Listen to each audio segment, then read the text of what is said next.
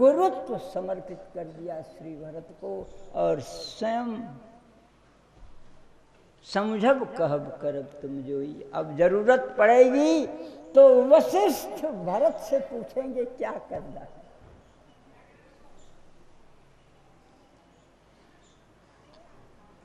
वशिष्ठ से भूल हो गई। चित्रकूट में वशिष्ठ ने पूछा, भरत क्या करना चाहिए? चेले ने उत्तर दिया, गुरुजी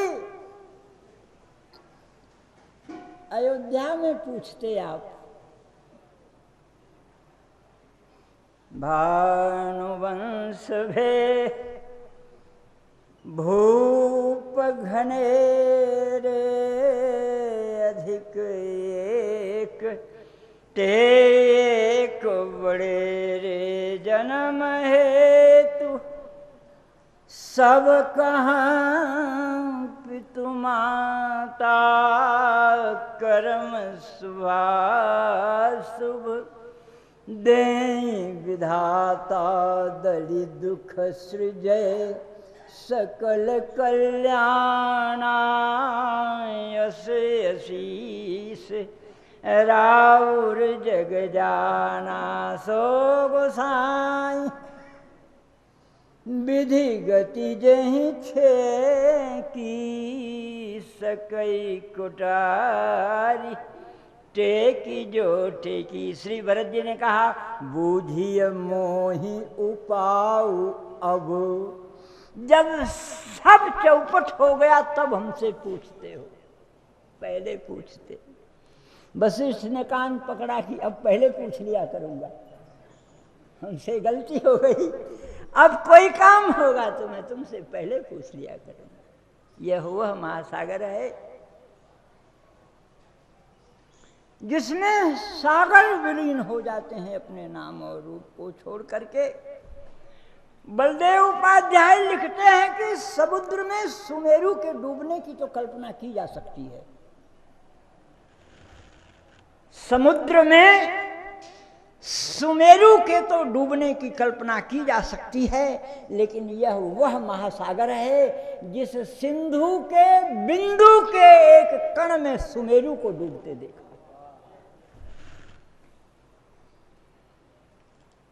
प्राकृत में समुद्र में सुमेरु डूब जाए कल्पना का विषय हो सकता है, लेकिन जनक, वशिष्ठ, विश्वामित्र यह ज्ञान के सुमेरु हैं।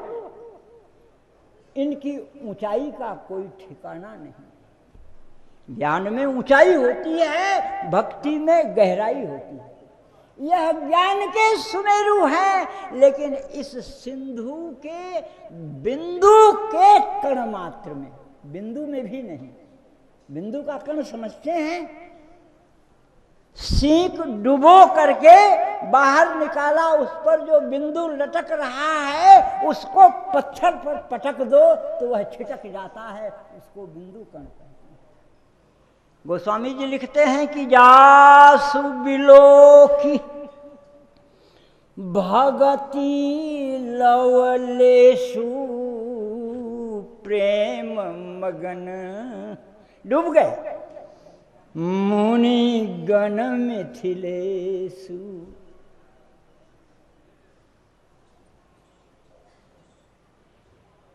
वह महासागर है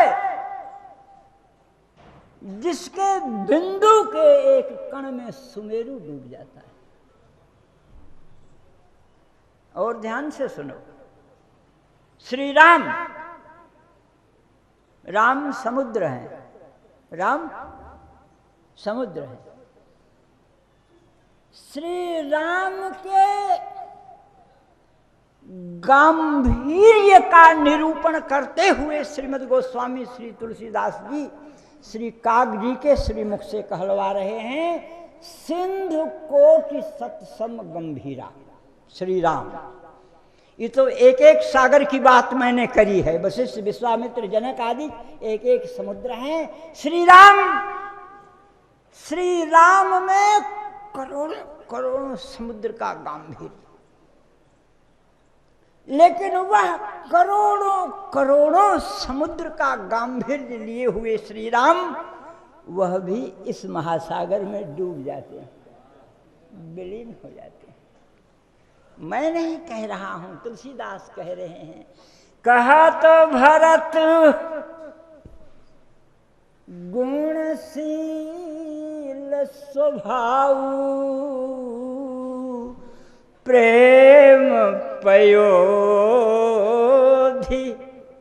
बोलो, मगन रघुराऊ, डूब जाता है वह सिंध कोट सत्सम गंभीरा भी इस महासागर में विलीन हो जाता है।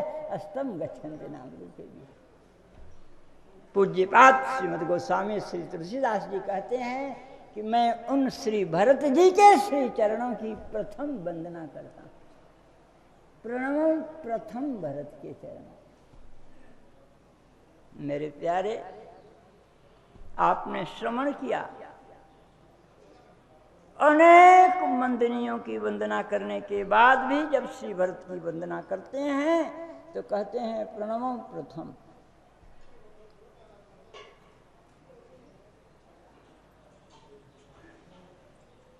ध्यान से सुनना। वर्णानाम अर्थ संज्ञानाम रसानाम छंदसाम अपि,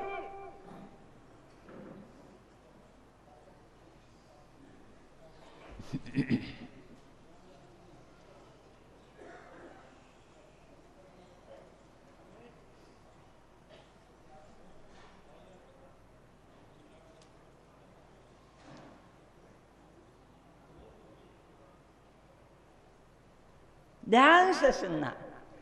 प्रणवम प्रथम भरत के चरना, वर्णानाम अर्थ संज्ञानाम रसानाम छंदसाम अपि मंगलानाम च कर्तारौ वंदे वाणी विनायकौ। यहाँ से वंदना शुरू होती है। यहाँ से वंदना कवि तुलसीदास ने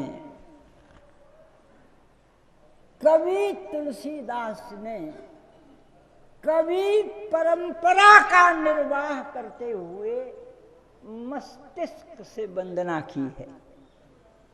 यह कवि परंपरा है। सरस्वती को स्मरण करो सबसे पहले, वागधिष्ठात्री सा देवी कवि नाम इष्ट देवता। सरस्वती कवियों के इष्ट देवता हैं। कवि परंपरा का निर्वाह करते हुए श्रीमद् गोस्वामी श्री तुलसीदास जी महाराज सरस्वती की वंदना अपने दिमाग से कर रहे हैं। वंदना करते करते जब श्री भरत का स्मरण हुआ तो तुलसी दिमाग से दिल पर उतर आए। दिल पर, दिमाग ने तो कहा वंदे वाणी विनायक हूँ, लेकिन जब हृदयस्थ हुआ महापुरुष तो प्रणव प्रथम भरत के चरणा। यह हृदय से वंदना यहीं से शुरू हो रही है। अब तक तो सब दिमागी वंदना थी, ऊपर की वंदना जितनी थी यह सब दिमागी वंदना थी। तुलसी का हृदय बोल पड़ा। श्री भरत का स्मरण होते ही तुलसी हृदय में आ गए और उनका हृदय बोल पड़ा। प्रणव प्रथम भरत के चरण। मेरे प्यारे, तुलसी के आराध्य राम हैं। तुलसी के आराध्य, लेकिन तुलसी के आदर्श भरत हैं।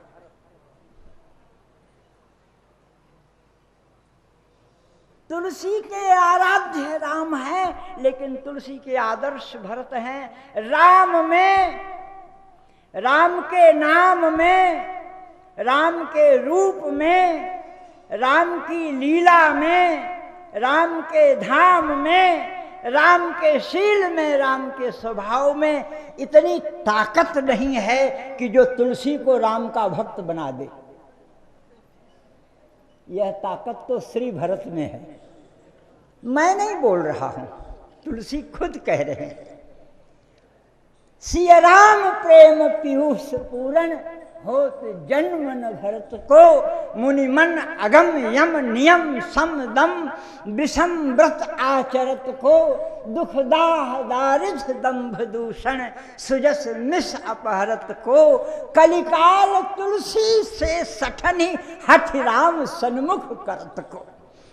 राम के बल पर तुलसी राम के भक्त नहीं हुए हैं, भरत की कृपा से तुलसी राम के भक्त हुए हैं। इसलिए प्रणव प्रथम भरत के चरणा,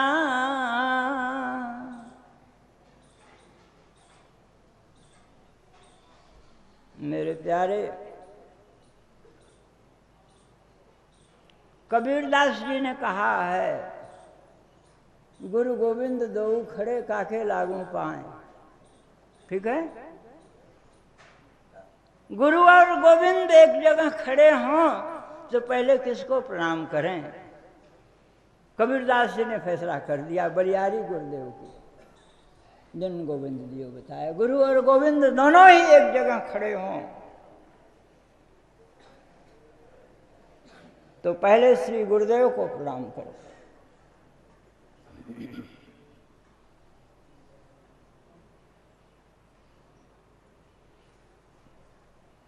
श्री राम गोविंद हैं, कोई संदेह है किसी को?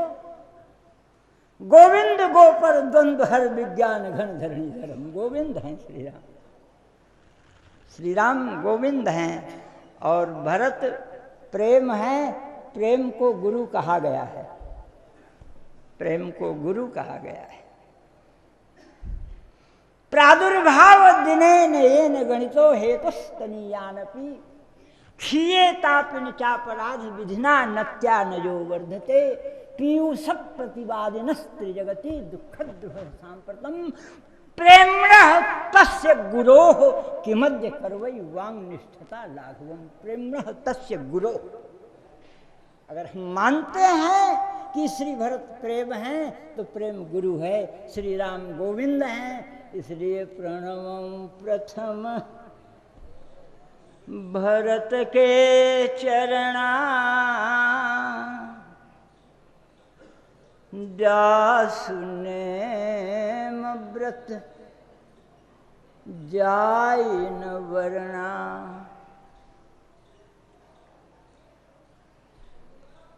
आप लोग तंग आ गए होंगे प्रणवों प्रथम भरत के चरणा सुनते सुनते, क्या आफत है। चलो आगे चलते हैं। प्रणवों प्रथम भरत के चरणा।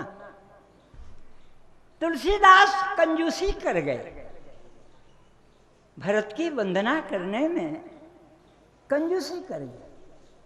भला बताओ, लक्ष्मण की वंदना करते हैं तो कहते हैं बंदों लक्ष्मण पद जल जाता।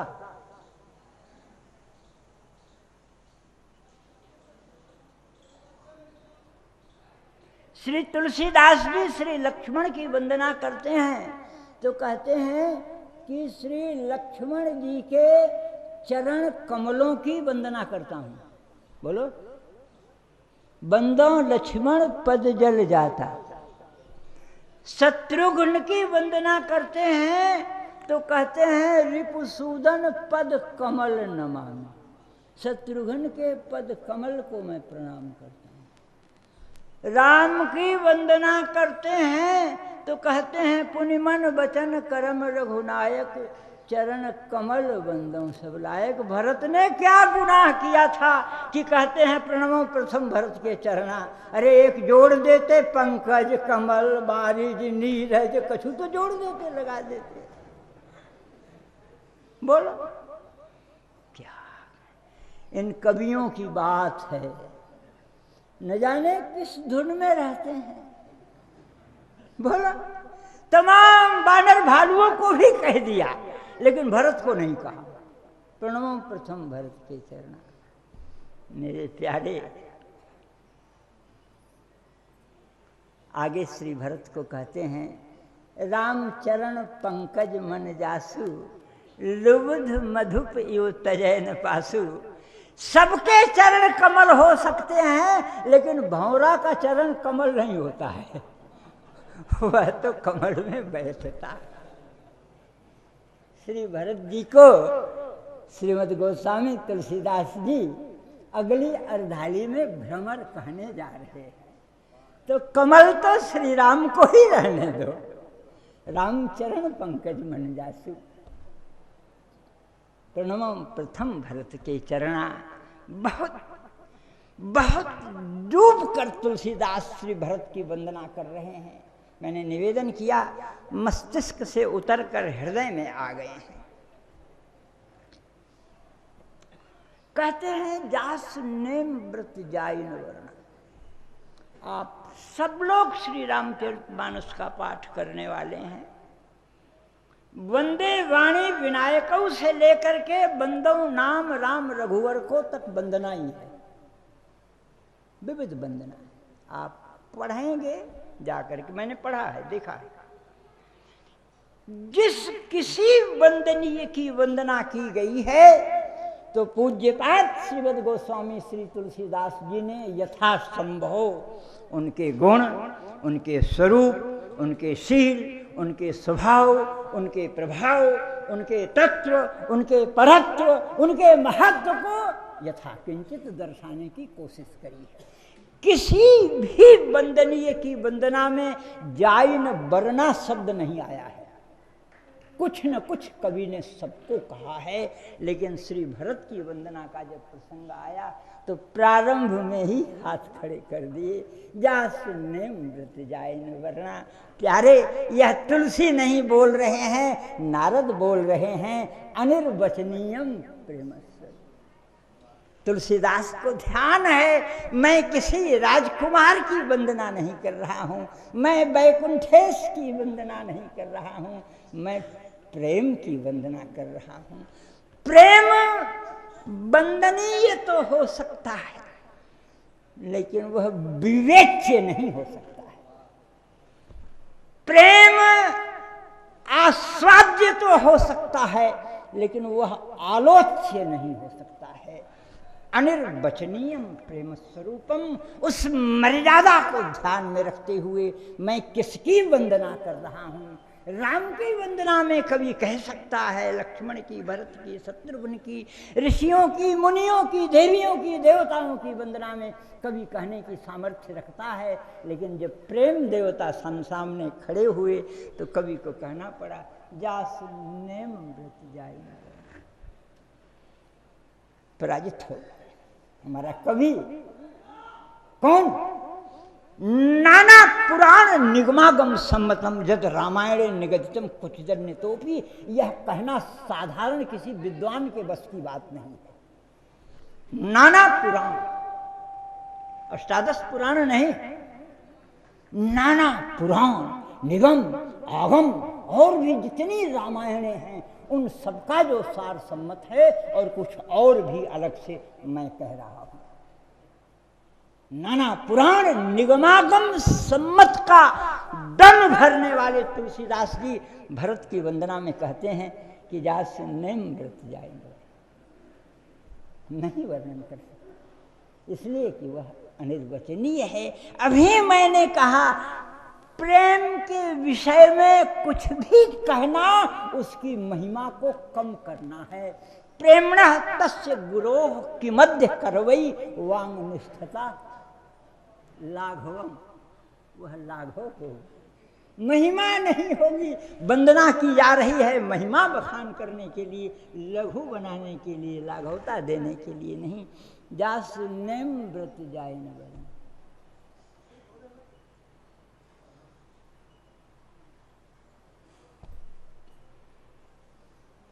ये महात्मा लोग कहाँ चैन लेने देने वाले हैं तुलसीदास जी को। जब श्री तुलसीदास जी ने गाया प्रणव प्रथम भरत के चरना जास नेम व्रत जाइन वरना, तो महात्मा उनसे प्रार्थना किए कि महाराज आप नहीं वर्णन कर सकते हो तो चलो कोई बात नहीं है, किसी दूसरे वक्ता का नाम बता दो। कोई और आपसे ऊंचा वक्ता होए तो उसका नाम बताओ, हम उनसे जाकर के भरत की महिमा पूछें, सुन लेंगे। छोटे बड़े सब होते हैं, ध्यान से सुनना। तुलसीदास जी ने कहा, भरत रहनी समुझनी करतूती, भगति विरति गुण विमल विभूति, वर्णत सकल सुकवि सकुचाही। ध्यान से सुनना। तुलसीदास जी श्री रामायण की रचना 77 वर्ष की आयु में लिखना शुरू किए। 1554 का जन्म है तुलसीदास जी का, और श्री रामायण की रचना सम्मत 1631।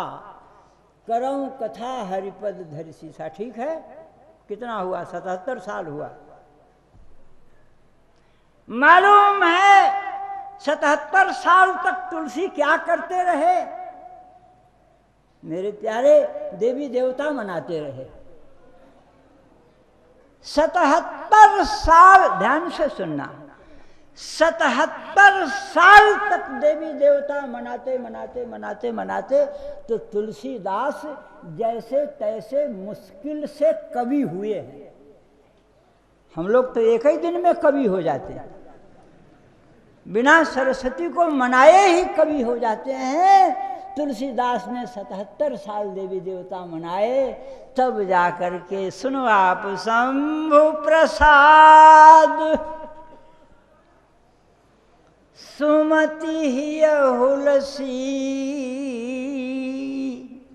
रामचरित मानस कवि तुलसी। अरे ये तो हम लोग उनको कहते हैं महाकवि। तुलसीदास ने कहा कि मुश्किल से कवि हो पाया हूँ, देवी देवता मना करके, और भरत रहन समुझन करतूती, भगत विरत गुण विमल विभूति, वर्णत सकल। मैं तो सुकवि हूँ भी नहीं, बड़े बड़े सुकवि भी वर्णन करने में संकोच करते हैं। किसी कवि, सुकवि और महाकवि की हिम्मत नहीं जो श्री भरत की महिमा का वर्णन कर सके। महात्माओं ने पूछा कि लोक में कोई नहीं हो तो लोकांतर का पता बताओ, वहां जाएं। तुलसीदास जी ने लोकांतर का भी हिसाब रखा। शेष गणेश गिरा गमनाहि, तीनों लोकों की बात कह दिए। शेष जी पाताल के वक्ता हैं, गणेश गिरा स्वर्ग के वक्ता हैं, मृत्युलोक के कवि सुकवि महाकवि सब लपेटे में आई गए। तीनों लोकों में भी किसी कवि की, सुकवि की, महाकवि की शेष 1000 मुख और 2000 जिह्वाओं से भगवान का गुणगान करते हैं। गायन गुणान 10 शतानन आदिदेव, शेषोधुनाप समवस्यति नास्य पारम। श्री राम का गुण तो 1000 मुख 2000 जिह्वाओं से गा सकते हैं, लेकिन श्री भरत का गुणगान करने में शेष की वाणी बंद हो जाती। गणेश विद्या बारिधि बुद्धि विधाता, लेकिन गणेश हाथ जोड़ लेते हैं, बुद्धिर में कुंठिता देव। भरत की महिमा वर्णन करने में गणेश की, विनायक की बुद्धि विकुंठित हो जाती है। और सरस्वती, मेरे प्यारे, श्री राम का गुण गाना हो, सरस्वती का स्मरण करो तो सरस्वती लपक के आती हैं। आप प्रार्थना करके तो देखो, भगवान का गुणगान करने के लिए सरस्वती लपक करके आती हैं। बड़ी उत्कंठा उनको रहती है। भगति हेतु विधि भवन बिहाई, सुमिरत शारद आवत धाई, दौड़ करके आती हैं। लेकिन अगर भरत जी के विषय में उनका नाम ले लो, पीछे हट जाती हैं। एक बार धोखा हो गया सरस्वती को। एक बार सरस्वती देवताओं के जाल में फंस गई। ये देवता बड़े तिकड़मबाज होते हैं, इसलिए हमारे यहाँ कहा गया है सभी देवताओं को छोड़ करके राम जी को भजो, कृष्ण जी को भजो। ये लोग तिकड़मी नहीं हैं, देवता तिकड़मबाज हैं। देवताओं ने बड़ी स्तुति करी, प्रार्थना करी सरस्वती की। जब श्री भरत राम ही भरत मनावन जाई, देवताओं को संदेह हो गया कि कहीं ऐसा न हो कि लौटाई ले जाएं, तो हम लोगों का काम बिगड़ जाएगा। देवताओं ने सभी 33 कोटि देवता जितने हैं, सबने सरस्वती की प्रार्थना करी। सरस्वती ने समझा कि शायद रामगुण गाने के लिए बुला रहे होंगे। भोली हैं, आ गई, दौड़ी दौड़ी आ गई। देवताओं ने कहा कि माँ देखो हम लोग बड़ी विपत्ति में हैं, आप ऐसा काम करो जिससे कि हम लोगों की विपत्ति दूर हो जाए और श्री राम हर हालत में वन में ही रहें। भरत की बुद्धि बदल दो, वे राम को मनाने का संकल्प छोड़ दें। मालूम है सरस्वती ने क्या जवाब दिया? सरस्वती को क्या पता था कि इसलिए बुलाए? अब पता चला। सरस्वती कहती हैं कि विधि हरिहर माया बड़ी भारी, सौन भरतमती सकई निहारी, सोमति मोहि कहत करु भोरी, चंदनी कर कि चंड कर चोरी। सरस्वती बोल रही, अरे ब्रह्मा विष्णु महेश की शक्ति तो है नहीं, इतनी सामर्थ्यशालिनी की वह श्री भरत की